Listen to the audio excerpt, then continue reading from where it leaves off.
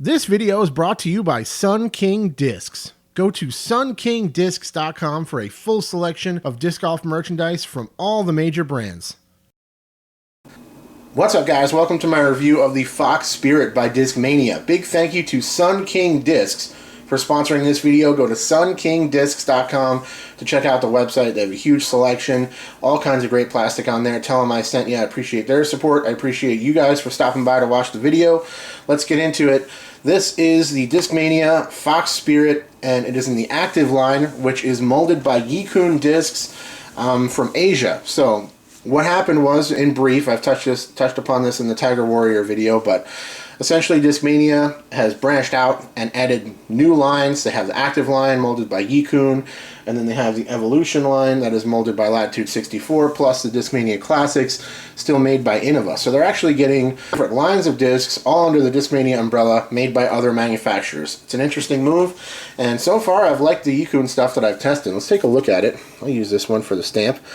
Interesting stamp. I like the line work there, and the shading looks cool. There's your Discmania logo. Here's the active logo. Fairway driver 6, 4, 0, and 2. So it's an interesting speed for sure. And there it says Fox Spirit. This one is 170. I think all these discs are like 165 to 170, and you can see at Sun King it's only $8, so it's a nice inexpensive disc. And there's that. Here's another one that I have. They both feel right around the same. This one's also 170. They didn't really fly much different, as you'll see in the flights. They're basically pretty consistent. I wanted to test them both to see about that, and so far with these two Fox Spirits and both of the two Tiger Warriors that I tested, they are quite consistent and fly really good. So definitely no problems there. So let's take a closer look at this one.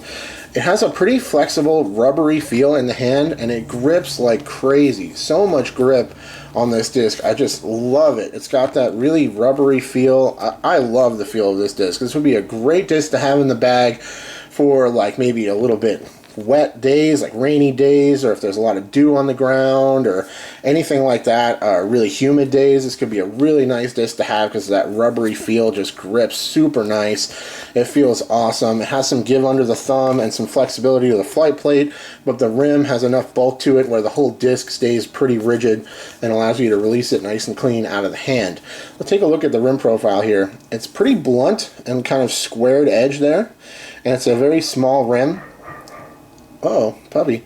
It's kind of just like a little bit between most fairways and mid-ranges in terms of the design, the speed, and the flight. It's rare that we see a disc that is a speed 6. There's not that many of them out there that I can really think of. Usually you have mid-ranges, speed 5, and then you jump right up to fairway drivers in speed 7 and above. But this one being a 6, it actually does fly just like you'd think. It kind of has more of a driver-like finish to it because of the extra speed, but has a somewhat mid-range type flight the rest of the way when it's up to speed. So it's a good disc. I like this one quite a bit. Let's put it up next to a couple other options. We have a Ricky T-Bird 3. If my camera will focus upon it, there it is. 8402 are the flight numbers on the Rick T-Bird 3, and you can see very different. The Fox Spirit having a very interesting kind of unique profile and shape to the rim. Man, my camera's really having some trouble with it. Let's do it like this. That's interesting. There you go. Now you can see it pretty good.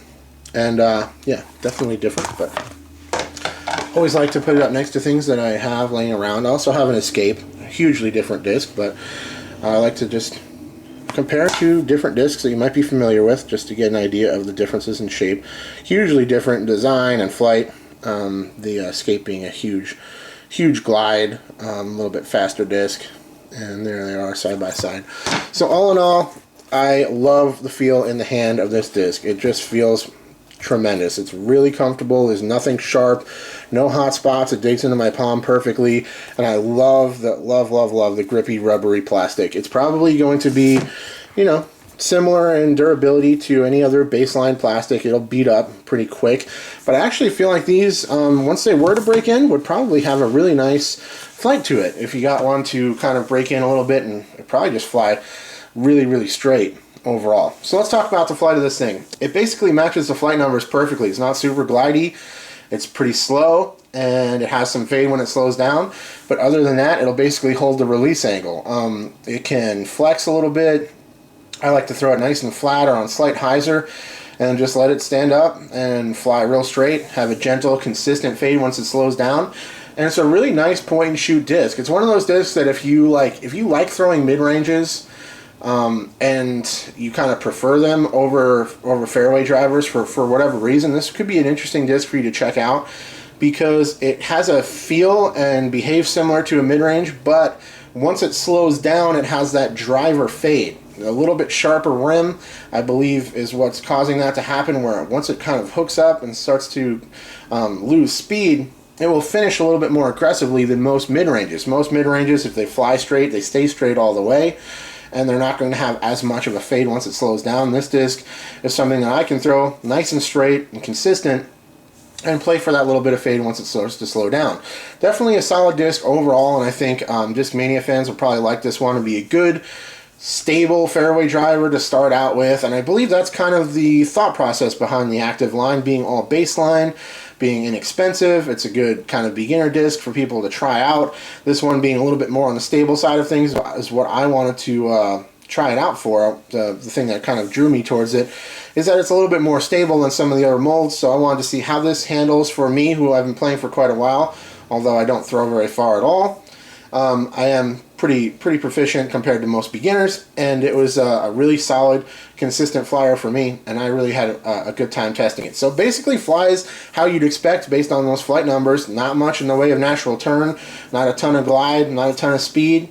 Consistent fade when it slows down, very controllable, accurate disc that's pretty easy to dial in and can fly on some varying angles for sure. So that's my review on the Fox Spirit. Love the feel of this plastic type.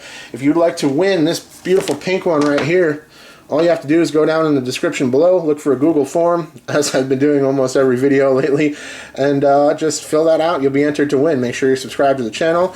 Make sure you like this video, and I will pick a winner at some point. I'm not really setting time frames on these, but don't worry. I will pick a winner eventually. I got a lot of giveaways active right now, so stay tuned. I'll check you all very soon. Cheers. Thank you so much for watching, and big thank you to all of my Patreon supporters. If you would like to see your name listed in the credits of all of my videos, go to patreon.com/discgolfnerd.